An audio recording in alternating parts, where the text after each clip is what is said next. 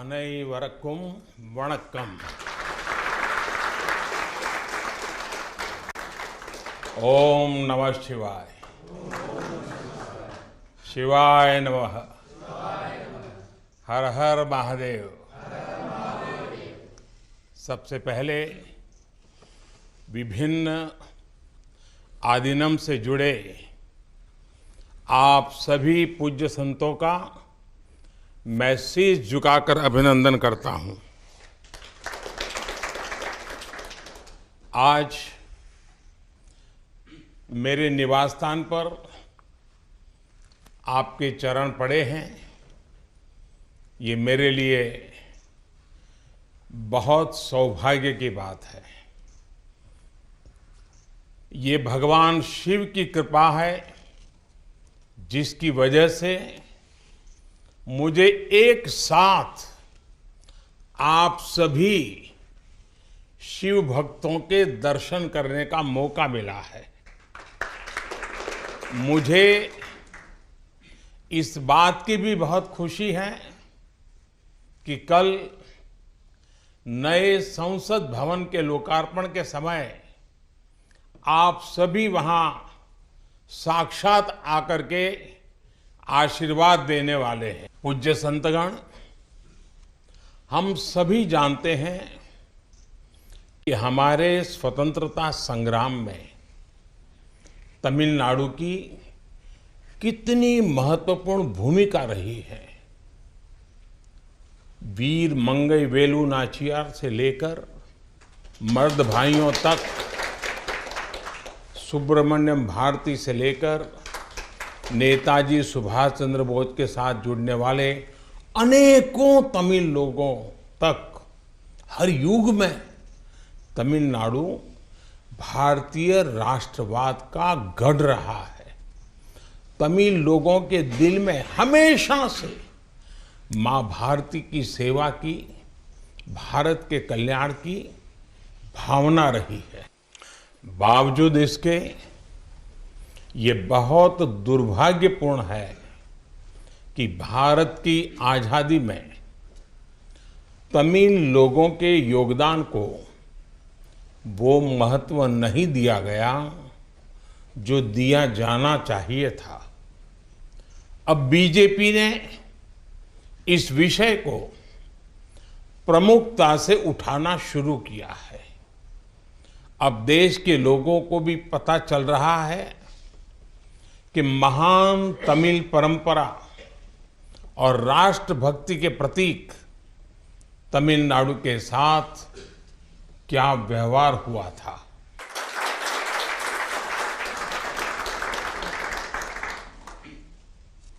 जब आजादी का समय आया तब सत्ता के हस्तांतरण के प्रतीक को लेकर प्रश्न उठा था. इसके लिए हमारे देश में अलग अलग परंपराएं रही हैं, अलग अलग रीति रिवाज भी रहे हैं. लेकिन उस समय राजाजी और आदिनम के मार्गदर्शन में हमें अपनी प्राचीन तमिल संस्कृति से एक पुण्य मार्ग मिला था. ये मार्ग था सेंगोल के माध्यम से सत्ता हस्तांतरण का. तमिल परंपरा में शासन चलाने वाले को सेंगोल दिया जाता था. सेंगोल इस बात का प्रतीक था कि उसे धारण करने वाले व्यक्ति पर देश के कल्याण की जिम्मेदारी है और वो कभी कर्तव्य के मार्ग से विचलित नहीं होगा. सत्ता हस्तांतरण के प्रतीक के तौर पर तब 1947 में 1947 में पवित्र तिरुवावड़ुतुरई आदिनम द्वारा एक विशेष सेंगोल तैयार किया गया था. आज उस दौर की तस्वीरें हमें याद दिला रही हैं कि तमिल संस्कृति और आधुनिक लोकतंत्र के रूप में भारत की नियति के बीच कितना भावुक और आत्मीय संबंध रहा है। आज उन गहरे संबंधों की गाथा इतिहास के दबे हुए पन्नों से बाहर निकलकर एक बार फिर जीवंत हो उठी है।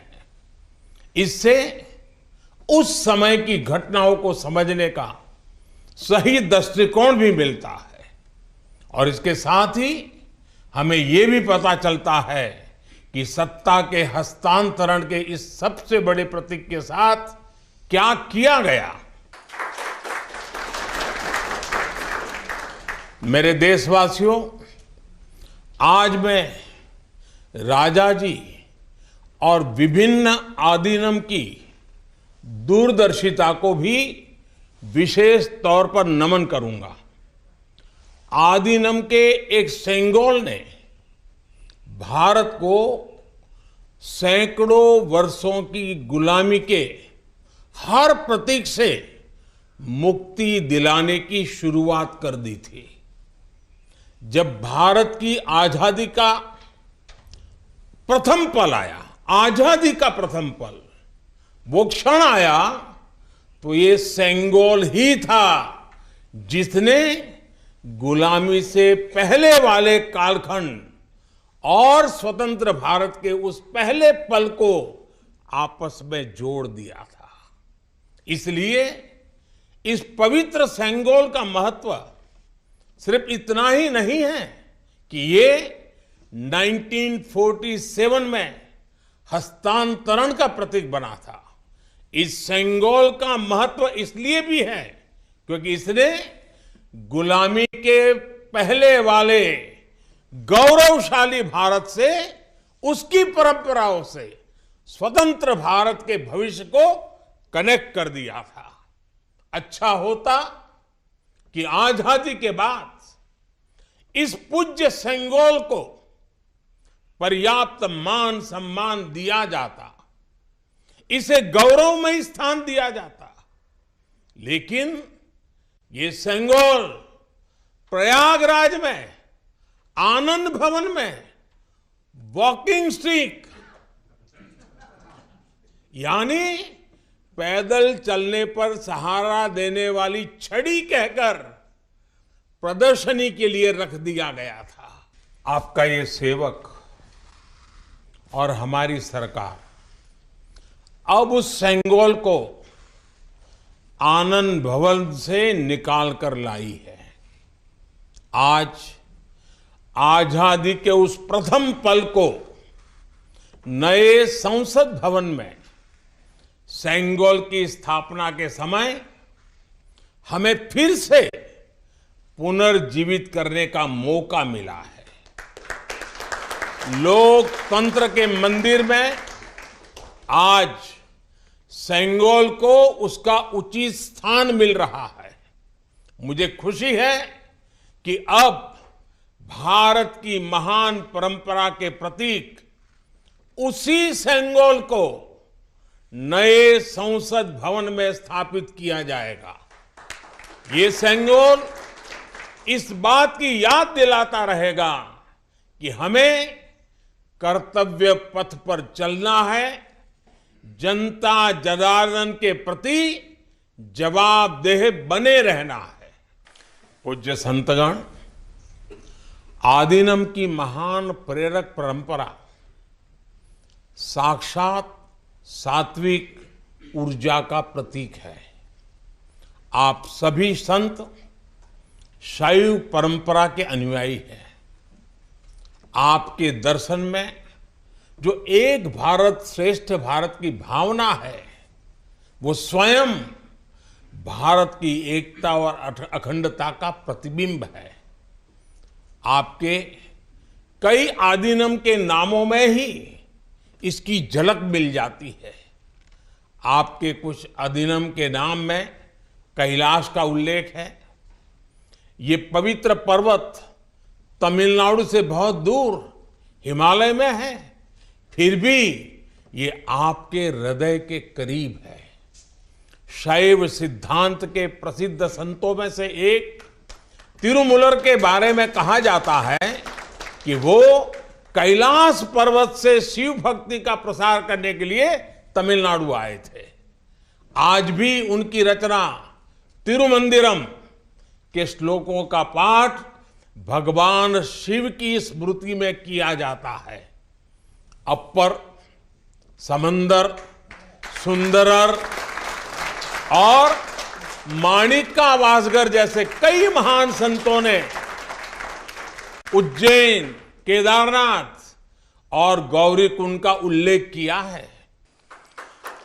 जनता जनार्दन के आशीर्वाद से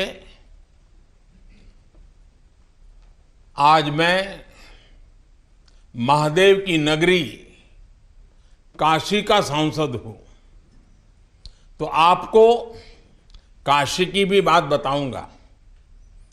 धर्मपुरम आदीनम के स्वामी कुमार गुरुपरा तमिलनाडु से काशी गए थे। उन्होंने बनारस के केदार घाट पर केदारेश्वर मंदिर की स्थापना की थी। तमिलनाडु के तिरुपन्नदारु में काशी मठ का नाम भी काशी पर रखा गया। इस मठ के बारे में एक दिलचस्प जानकारी भी मुझे पता चली है। कहा जाता है कि तिरुपन्नदारु का काशी मठ तीर्थ यात्रियों को बैंकिंग सेवाएं उपलब्ध कराता था। कोई तीर्थ यात्री तमिलनाडु के काशी मठ में पैसे जमा करने के बाद काशी में प्रमाण पत्र दिखाकर वो पैसे निकाल सकता था। इस तरह शैव सिद्धांत के अनुयायियों ने सिर्फ शिव भक्ति का प्रसार ही नहीं किया, बल्कि हमें एक दूसरे के करीब लाने का कार्य भी किया।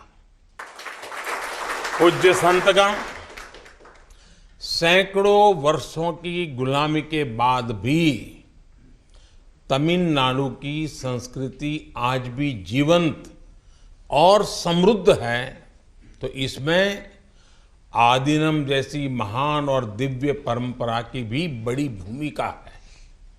इस परंपरा को जीवित रखने का दायित्व संत जनों ने तो निभाया ही है, साथ ही इसका श्रेय पीड़ित, शोषित, वंचित सभी को जाता है कि उन्होंने इसकी रक्षा की, उसे आगे बढ़ाया। राष्ट्र के लिए योगदान के मामले में आपकी सभी संस्थाओं का इतिहास बहुत गौरवशाली रहा है। अब उस अतीत को आगे बढ़ाने, उससे प्रेरित होने और आने वाली पीढ़ियों के लिए काम करने का समय है। पूज्य संतगण, देश ने अगले 25 वर्षों के लिए कुछ लक्ष्य तय किए हैं। हमारा लक्ष्य है कि आजादी के 100 साल पूरे होने तक एक मजबूत, आत्मनिर्भर और समावेशी विकसित भारत का निर्माण हो। 1947 में 1947 में आपकी महत्वपूर्ण भूमिका से कोटि कोटि देशवासी पुनः परिचित हुए हैं। आज जब देश 2047 के बड़े लक्ष्यों को लेकर आगे बढ़ रहा है, तब आपकी भूमिका और महत्वपूर्ण हो गई है। आपकी संस्थाओं ने हमेशा सेवा के मूल्यों को साकार किया है। आपने लोगों को एक दूसरे से जोड़ने का, उनमें समानता का भाव पैदा करने का बड़ा उदाहरण पेश किया है। भारत जितना एकजुट होगा उतना ही मजबूत होगा। इसलिए हमारी प्रगति के रास्ते में रुकावटें पैदा करने वाले तरह तरह की चुनौतियां खड़ी करेंगे। जिन्हें भारत की उन्नति खटकती है, वो सबसे पहले हमारी एकता को ही तोड़ने की कोशिश करेंगे। लेकिन मुझे विश्वास है कि देश को आपकी संस्थाओं से आध्यात्मिकता और सामाजिकता की जो शक्ति मिल रही है, उससे हम हर चुनौती का सामना कर लेंगे। मैं फिर एक बार, आप मेरे यहां पधारे, आप सबने आशीर्वाद दिए, ये मेरा सौभाग्य है। मैं फिर एक बार आप सबका हृदय से आभार व्यक्त करता हूं, आप सबको प्रणाम करता हूं। नए संसद भवन के लोकार्पण के अवसर पर आप सब यहां आए और हमें आशीर्वाद दिया, इससे बड़ा सौभाग्य कोई हो नहीं सकता है। और इसलिए मैं जितना धन्यवाद करूं उतना कम है। फिर एक बार आप सबको प्रणाम करता हूं। ओम नमः शिवाय। वणक्कम।